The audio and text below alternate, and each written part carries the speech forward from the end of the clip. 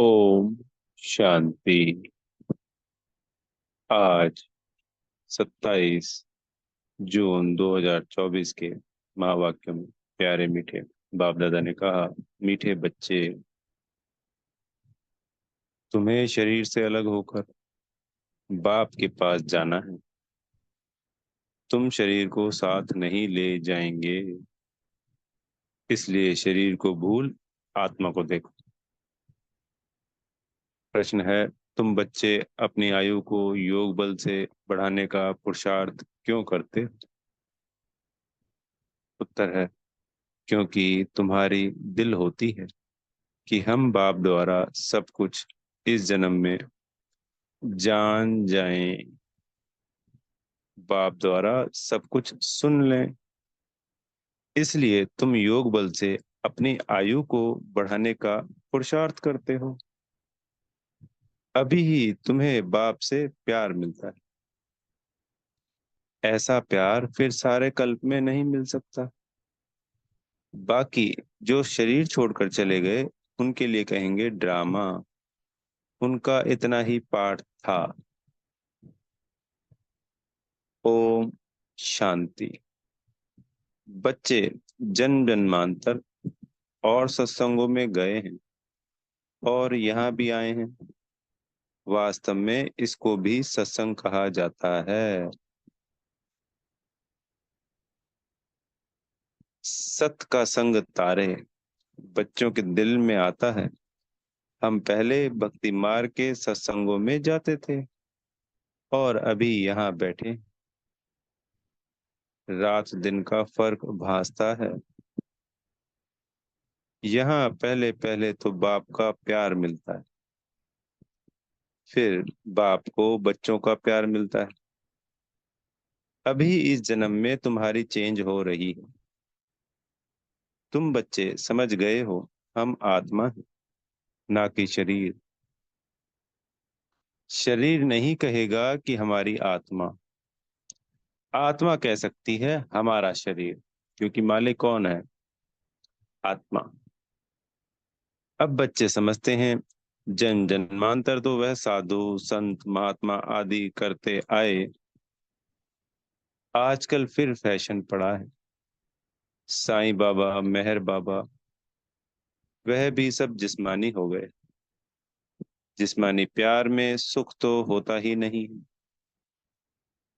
अभी तुम बच्चों का है रूहानी प्यार। रात दिन का फर्क है। यहाँ तुमको समझ मिलती है, वहां तो बिल्कुल बेसमझ है। तुम अभी समझते हो, बाबा आकर के हमको पढ़ाते हैं। वह सबका बाप है। मेल तथा फीमेल सब अपने को आत्मा समझते हैं। बाबा बुलाते भी हैं, हे बच्चों। बच्चे भी रिस्पॉन्स करेंगे। यह है बाप और बच्चों का मेला। बच्चे जानते हैं कि यह बाप और बच्चों का, आत्मा और परमात्मा का मेला एक ही बार होता है। बच्चे बाबा बाबा कहते रहेंगे। बाबा अक्षर बहुत मीठा है। बाबा कहने से ही वर्षा याद आएगा। तुम छोटे तो नहीं हो। बाप की समझ बच्चों को जल्दी पड़ती है। बाबा से क्या वर्षा मिलता है? वह छोटा बच्चा तो समझ ना सके। यहाँ तुम जानते हो कि हम बाबा के पास आए हैं। बाप कहते हैं, हे बच्चों, तो इसमें सब बच्चे आ गए। सब आत्माएं घर से यहाँ आती है पाठ बजाने। कौन कब पाठ बजाने आते हैं, यह भी बुद्धि में है। सबके सेक्शन अलग अलग हैं। यहाँ से आते हैं, फिर पिछाड़ी में सब अपने अपने सेक्शन में जाते हैं। यह भी सब ड्रामा में नूंद है। बाप किसको भेजते नहीं हैं, ऑटोमेटिकली यह ड्रामा बना हुआ है। हर एक अपने अपने धर्म में आते रहते हैं। बुद्ध का धर्म स्थापन नहीं हुआ है तो कोई उस धर्म का आएगा नहीं। पहले पहले सूर्यवंशी चंद्रवंशी ही आते हैं। जो बाप से अच्छी रीति पढ़ते हैं वही नंबरवार सूर्यवंशी चंद्रवंशी में शरीर लेते हैं। वहां विकार की तो बात नहीं। योग बल से आत्मा आकर गर्भ में प्रवेश करती है। उससे समझेंगे कि मेरी आत्मा इस शरीर में जाकर प्रवेश करेगी। बूढ़े समझते हैं हमारी आत्मा योग बल से जाकर यह शरीर लेगी। मेरी आत्मा अब पुनर्जन्म लेती है। वह भी बाप समझते हैं हमारे पास बच्चा आया है। बच्चे की आत्मा आ रही है जिसका साक्षात्कार होता है। यानी जो शरीर छोड़ने वाला है उसको पता है कि मैं शरीर छोड़कर यहाँ जाने वाला हूँ। और जिनके घर कोई बच्चा आने वाला है उनको साक्षात्कार होता है कि कोई आत्मा अब उनके घर बच्चा बनकर आने वाली है। वह अपने लिए समझते हैं हम जाकर दूसरे शरीर में प्रवेश करते हैं। यह भी विचार उठता है ना, जरूर वहां का कायदा होगा। बच्चा किस आयु में आएगा वहां तो सब रेगुलर चलता है ना। वह तो आगे चल महसूस होगा, सब मालूम पड़ेगा। ऐसे तो नहीं 15-20 वर्ष में कोई बच्चा होगा जैसे यहाँ होता है, नहीं। वहाँ आयु 150 वर्ष की होती है। तो बच्चा तब आएगा जब आधा लाइफ से थोड़ा आगे होंगे। यानी अप्रोक्सीमेट 75 वर्ष की आयु में पहला बच्चा होता है। फिर उसके 4 वर्ष बाद दूसरी बच्ची होती है। उस समय बच्चा आता है क्योंकि वहाँ आयु बड़ी होती। एक ही तो बच्चा आना होता है, फिर बच्ची भी आनी है। कायदा होगा। कायदा ये है कि पहला हमेशा बच्चा ही होगा, सेकंड बच्ची ही होगी। यही दो बच्चे होंगे। दोनों में 4 वर्ष का फर्क होगा। 75 से 80 वर्ष की आयु के आसपास पहला बच्चा और फिर दूसरी बच्ची। पहले बच्चे की फिर बच्ची की आत्मा आती है। विवेक कहता है पहले बच्चा आना चाहिए। पहले मेल पीछे फीमेल। 8-10 वर्ष देरी से आएंगे। क्षमा चाहेंगे क्योंकि हमें तो ये लगता था कि 4 वर्ष का फर्क होता है। यहाँ बाबा दिखा रहे हैं कि 8 से 10 वर्ष का देरी से आएंगे। आगे चल तुम बच्चों को सब साक्षात्कार होना है। कैसे वहाँ की रस्म रिवाज है, यह सब बातें नई दुनिया की बाप बैठ समझाते हैं। बाप ही नई दुनिया स्थापन करने वाला है। रस्म रिवाज भी जरूर सुनाते जाएंगे। आगे चल बहुत सुनाएंगे और तब साक्षात्कार होते रहेंगे। बच्चे कैसे पैदा होंगे कोई नई बात नहीं। तुम तो ऐसी जगह जाते हो जहाँ कल्प कल्प जाना ही पड़ता है। बैंकुंठ तो अब नजदीक आ गया है। अब तो बिल्कुल नजदीक ही आकर पहुंचे हो। हर एक बात तुमको नजदीक देखने आएगी। तो जैसे जैसे समय नजदीक आता जाएगा वो चीजें बाबा कह रहे हैं साक्षात्कार के रूप में नजर आएंगी। जितना तुम ज्ञान योग से मजबूत होते जाएंगे, अनेक बार तुमने पाठ बजाया है, अभी तुमको समझ मिलती है। जो ही तुम साथ ले जाएंगे, तो जो हमें ये ज्ञान और समझ मिल रही है ये साथ जाएगी। वहां की क्या रस्म रिवाज होगी सब जान जाएंगे। शुरू में थे तुमको सब साक्षात्कार हुए थे। जब यज्ञ शुरू हुआ था तो सब बच्चों को साक्षात्कार, अनेकों बच्चों को साक्षात्कार हुए थे। उस समय तो अर्जुन तुम अल्फ बे पढ़ते थे, फिर लास्ट में भी जरूर तुमको साक्षात्कार होने चाहिए। सो बाप बैठ सुनाते हैं। यह सब देखने की चाहना तुमको यहाँ होगी। समझेंगे कहाँ शरीर छूट ना जाए, सब कुछ देख कर जाए। इसमें आयु बढ़ाने के लिए चाहिए योग बल। जो बाप से सब कुछ सुने, सब कुछ देखें। जो पहले से गए उनका चिंतन नहीं करना चाहिए। वह तो ड्रामा का पार्ट है, तकदीर में नहीं था। ज्यादा बाप से लव लेना, क्योंकि जितना जितना तुम सर्विसेबल बनते हो तो बाप को बहुत बहुत प्यारे लगते हो। जितना सर्विस करते हो, जितना बाप को याद करते हो, वह याद जमती रहेगी। तुमको बहुत मजा आएगा। अभी तुम बनते हो ईश्वरीय संतान। बाप कहते हैं तुम आत्माएं हमारे पास थी ना। भक्ति मार्ग में मुक्ति के लिए बहुत परिश्रम करते हैं। जीवन मुक्ति को तो जानते नहीं। यह बहुत लवली ज्ञान है। बहुत लव रहता है बाप। बाप बाप भी है, टीचर भी है, सतगुरु भी है।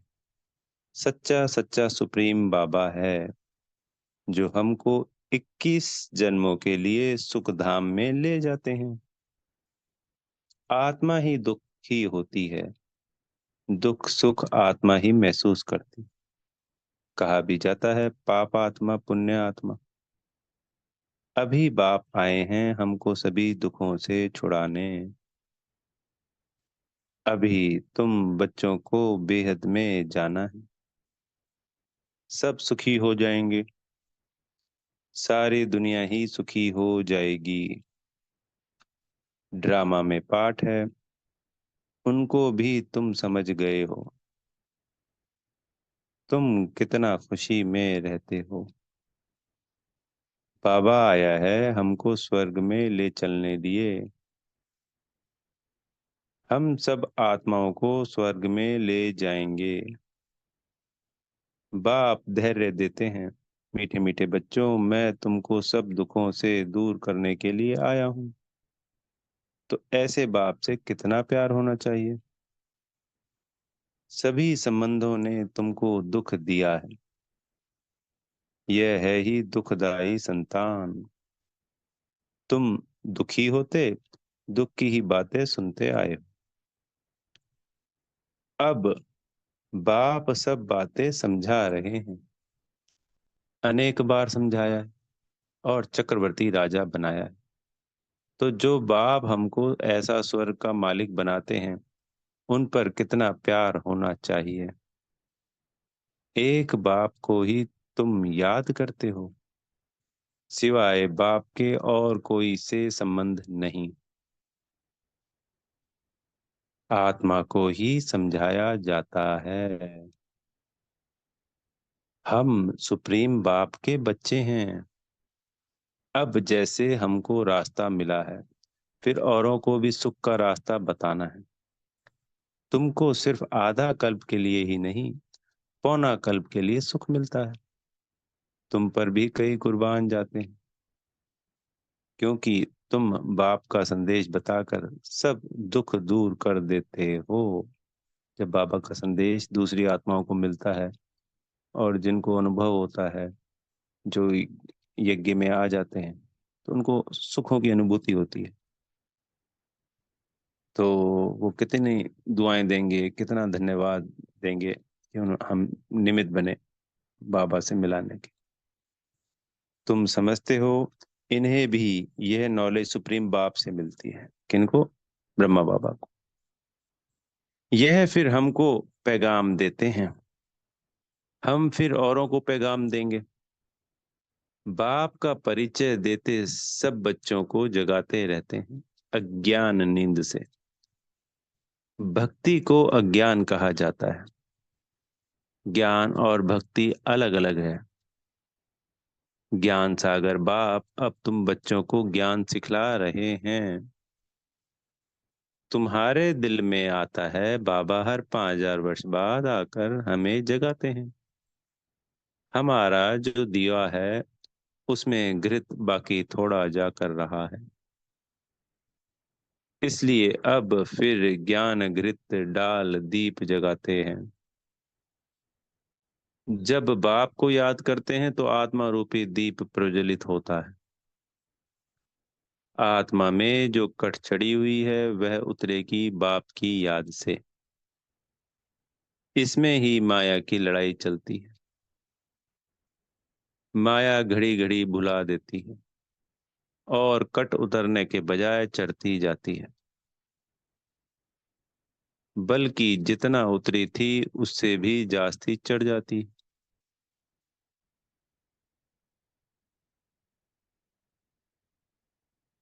बाप कहते हैं बच्चे मुझे याद करो तो कट उतर जाएगी।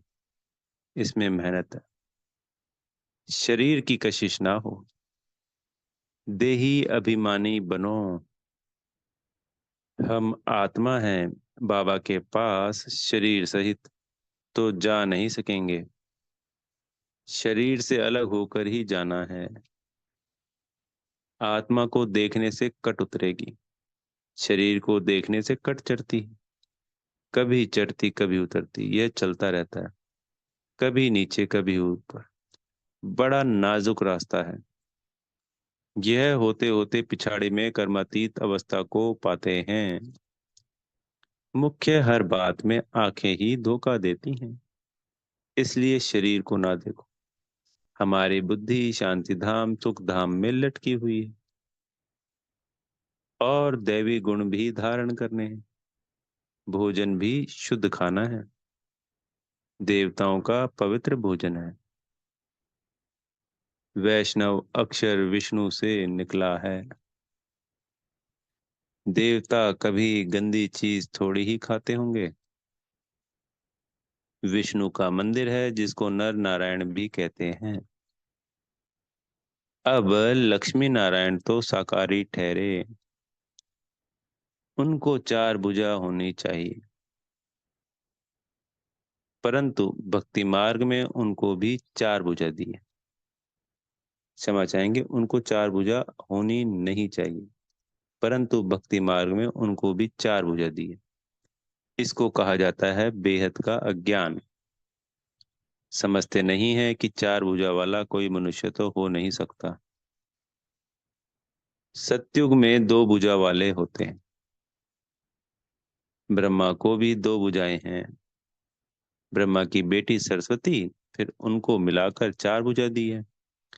अब सरस्वती कोई ब्रह्मा की स्त्री तो है नहीं, यह तो प्रजापिता ब्रह्मा की बेटी है। जितने बच्चे अडॉप्ट होते जाते हैं उतनी इनकी भुजाएं बढ़ती जाती हैं। ब्रह्मा की ही 108 भुजाएं कहते हैं। विष्णु व शंकर को नहीं कहेंगे। ब्रह्मा की भुजाएं बहुत हैं। भक्ति मार्ग में तो कुछ समझ नहीं। बाप आकर बच्चों को समझाते हैं। तुम कहते हो बाबा ने आकर हमको समझदार बनाया है। मनुष्य कहते हैं हम शिव के भक्त हैं। अच्छा, तुम शिव को क्या समझते हो?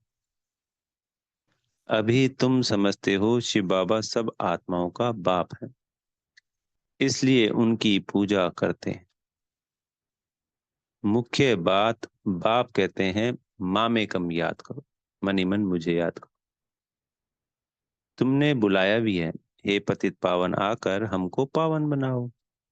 सभी पुकारते ही रहते हैं पतित पावन सीताराम, यह भी गाते रहते थे। बाबा को थोड़ी मालूम था बाप स्वयं आकर मेरे में प्रवेश करेंगे। कितना वंडर है, कभी ख्याल में भी नहीं था। पहले तो आश्चर्य खाते थे यह क्या होता है। मैं किसको देखता हूँ तो बैठे बैठे उनको कशिश होती है।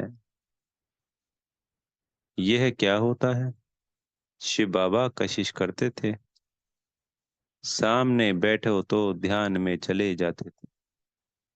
आश्चर्य में पड़ गए, यह क्या। इन बातों को समझने के लिए फिर एकांत चाहिए। तब वैराग्य आने लगा। कहाँ जाऊं? अच्छा, बनारस जाता हूँ। यह उनकी कशिश थी, जो इसको भी कराते थे। इतनी बड़ी कारोबार सब छोड़कर गया। उन बेचारों को क्या पता कि बनारस में क्यों जाते। फिर वहां बगीचे में जाकर ठहरा। वहां पेंसिल हाथ में उठाकर दीवारों पर चक्र बैठ निकालता था। बाबा क्या कराते थे कुछ पता नहीं पड़ता था। रात को नींद आ जाती थी, समझता था कहाँ उड़ गया हूँ। फिर जैसे नीचे आ जाता था, कुछ पता नहीं क्या हो रहा है। शुरू में कितने साक्षात्कार होते थे। बच्चियां बैठे बैठे ध्यान में चली जाती थी। तुमने बहुत कुछ देखा है। तुम कहेंगे जो हमने देखा सो तुमने नहीं देखा। यानी जो बाबा के सामने बच्चे बैठे हैं, तो उन्होंने जो शुरुआत में यज्ञ की जब स्थापना हुई, तो अनेकों बच्चों को अनेकों अनेक साक्षात्कार हुए। फिर यह थोड़े समय बाद पाठ बंद हो गया। तो जो बाद में जुड़ने वाले बच्चे हैं उनको तो उतने साक्षात्कार नहीं हुए। पर ये अंत में फिर सभी के साथ फिर से होंगे। तो बाबा कह रहे भाई, जो पुराने बच्चे हैं वो कहेंगे जो हमने देखा वो तुमने नहीं देखा। फिर पिछाड़ी में भी बाबा बहु साक्षात्कार कराएंगे, क्योंकि नजदीक होते जाएंगे। अच्छा, मीठे मीठे सिकी लदे बच्चों प्रति माता पिता बाप दादा का याद प्यार और गुड मॉर्निंग। रूहानी बाप की रूहानी बच्चों को नमस्ते। हम रूहानी बच्चों की मेरे प्यारे मीठे रूहानी बाप दादाजी को याद प्यार गुड मॉर्निंग और नमस्ते। धारणा के लिए मुख्य सार। पहला पॉइंट, बाप का संदेश सुनाकर सबके दुख दूर करने हैं, सबको सुख का रास्ता बताना है, हदों से निकाल बेहद में जाना है। दूसरा पॉइंट, अंत के सब साक्षात्कार करने के लिए तथा बाप के प्यार की पालना लेने के लिए ज्ञान योग में मजबूत बनना है। दूसरों का चिंतन ना कर योग बल से अपनी आयु बढ़ानी है। सदगुरु जी से वरदान मिल रहा है, अलबेलेपन व अटेंशन के अभिमान को छोड़ बाप की मदद के पात्र बनने वाले सहज पुरुषार्थी भव।